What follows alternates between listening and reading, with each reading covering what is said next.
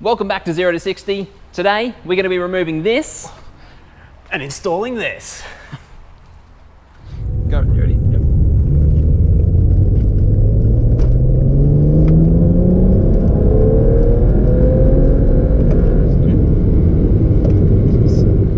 Well, before we get into actually installing this, and I do want to do a semi sort of detailed install on what you need to modify to get the big old girl into the car, I just wanted to talk about why I've gone to the 7.5 inch.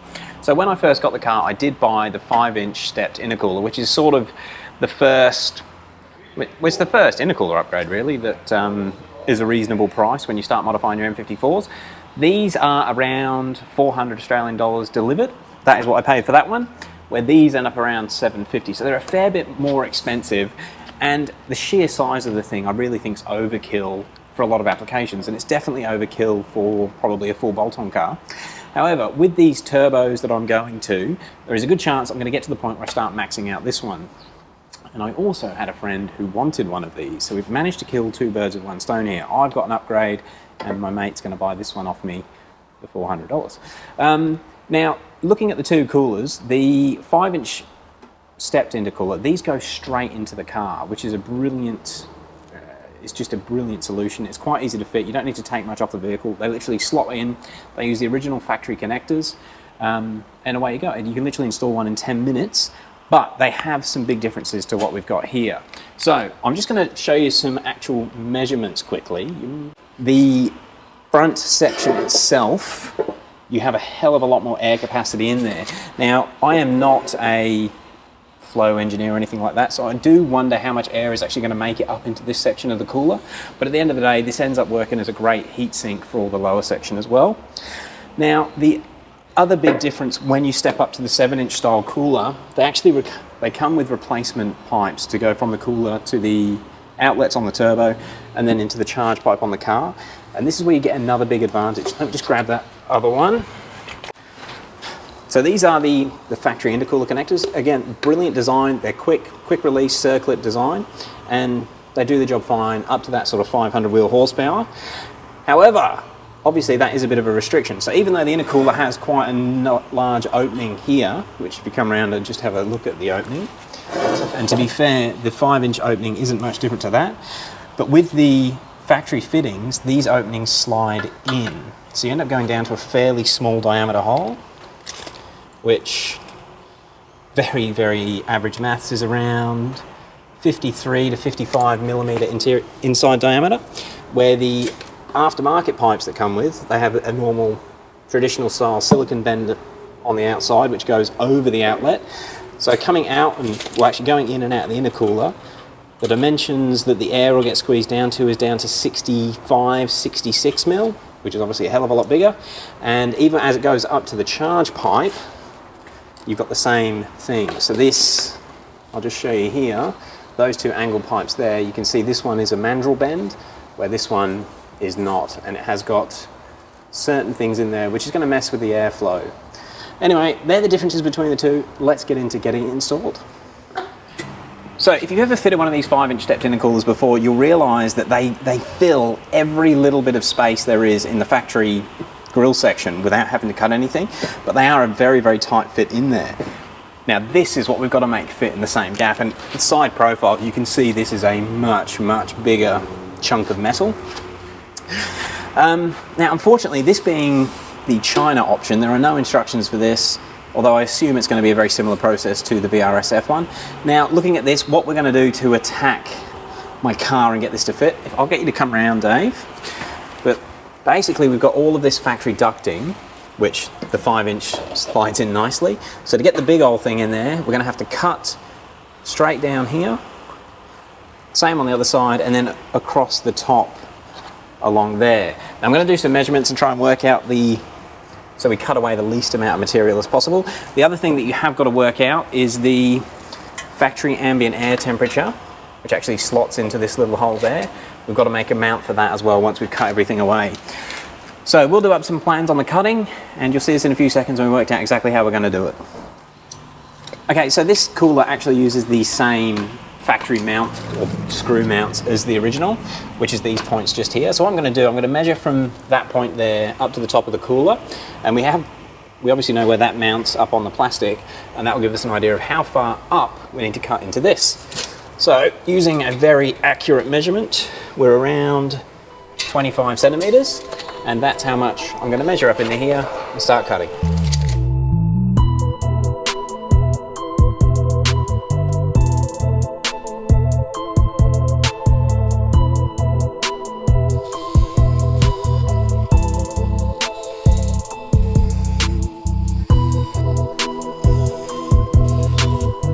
So we're just going to slide it in with those bottom sections cut off and make sure we've definitely got enough clearance.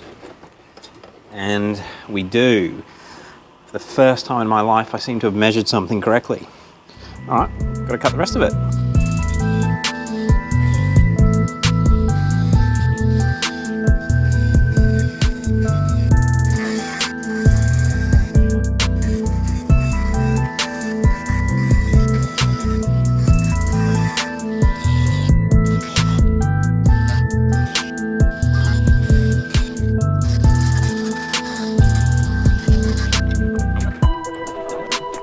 Okay, so we've got the cooler mounted up and the screw holes are lined up under here, although there's no screw in there. We have to do a little bit of clearancing just here. Now it's not actually touching, but it's bloody close, and we're going to do the same on that side.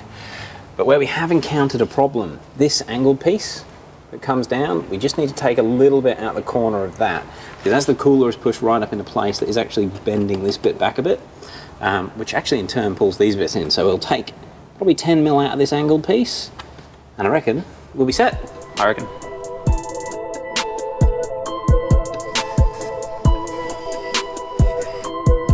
So even though the first cut probably would have been fine, I've just leveled it up a bit, and we're now ready to try and fit it again. So we've got that extra cutting done, and that is the intercooler sitting on the mounting points. Just in case you're wondering, the trans cooler is just loose. There will be clearance for the transmission cooler. Something we have noticed, the brackets for the for the fan shroud, they're just a little bit too tight, so we need to bend them out a bit before the final fitment. But coming around to the front, we now have a couple of mil clearance on both sides and along the top as well, which is kind of hard to see. But yeah, the first time we put it in, it was sort of bending this shroud at the back a little bit. But now that all fits. All feels pretty good, pretty clean. There's Like no a ball. pressure on anything. That's quite a lot of plastic been removed now.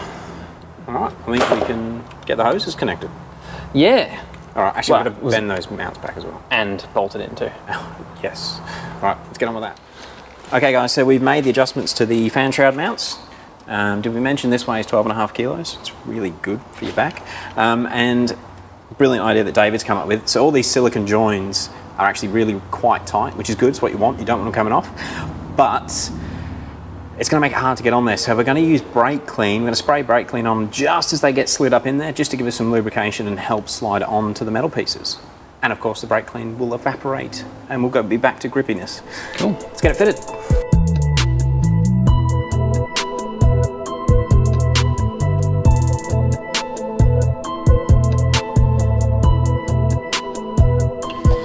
Okay. Well, it's currently grinding on my drive belt. Is that an issue? I think it might turn into an issue.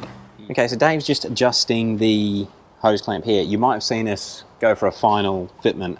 It couldn't quite get there. Yeah, so basically we had to push this hose clamp as far down as we can, and that's to do with clearance issues around the drive belt and everything else that's chock-a-block down in there. And the same with this hose. We're just going to push it down as far as we can, just because it's bloody tight.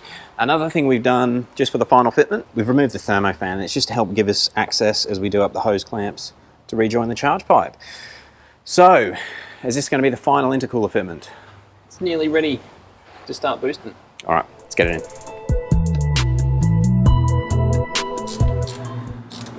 Okay, you nearly finished? This is the last hose clamp on this side. Woohoo! Okay, so just to fill you in with what's happened, obviously it is all nicely mounted now, and it actually looks like a performance car now with that big cooler visible from the front. Yeah, I'm pretty happy with it. It's like it's made for the car. Do you want to just quickly show them what we've done with the air temp sensor? Basically, we've just mounted it here. The only thing I'm not sure of is if the wire is going to be long enough, but I will extend it if we need to. But that is in there quite solid, just with the use of 2 cable ties. Cool. Not going anywhere. In terms of mounting, it's hard to say, considering it's a Chinese part, the fitment is perfect. It's there, all the mounts lined up. This hose on this side was actually pretty simple to connect up and push on. Looking from there, you can see it just go, ooh, it's like Perfectly in line. Yeah, perfectly in line with the radiator. It's a bloody good fit. That wasn't so simple on your side, was it? No, this would take a little bit of tweaking, obviously, because you can adjust the angle of this hose, that hose, and the pipe, and in order to get the clearance on all the angles, it took me probably 20 minutes to get that right. Yeah, lots of adjusting and fiddling. But the reason for that was the last one was installed in a way so that this hose clamp was hitting that AC line. So I wanted to make sure we had adequate clearance around everything. And we do. Cool. It's awesome. It's all in the right spot. And I don't think we mentioned it in the video yet, but we actually did some testing with the 5-inch cooler. old cooler, with this one, which was 3rd gear pulls from 40 up to redline, weren't they? It was. Yeah, so we wanted to see how much more efficient or how this affects the air temps compared to the 5-inch intercooler. Now, I do completely understand this car's only been running 19 PSI, so it's not overly working that cooler much, but we wanted to do some sort of data comparison.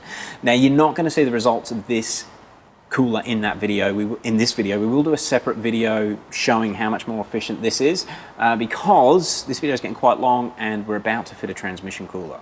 So, I think that's going to finish this video off, isn't it? Yeah, and it would just be silly not to do the transmission cooler whilst half the car's out. Yes, especially, yeah, definitely. Look, in regards to a review on the way this cooler's sort of gone in the car, if I was going to do another one, it would be pretty quick, like under an hour, once you've got the front bar off. Everything's fitted really, really well. This is obviously a Chinese, and I'm fairly confident it's a copy of the VRSF, just with different fin density. And my opinion on fin density is questionable at the moment, because yes, the more fins will help extract air out of this, heat out of this air more efficiently, but it's going to restrict the flow into the radiator, so the radiator is not going to be as efficient. So it'll be interesting to see how this works anyway, but cool. Fitment-wise, I'm pretty happy with it. Yeah, I think it's pretty awesome, and hopefully, well, we should have the car all back together by the weekend, and we'll go do those pulls again, and actually see how the data compares in the next video. That's it.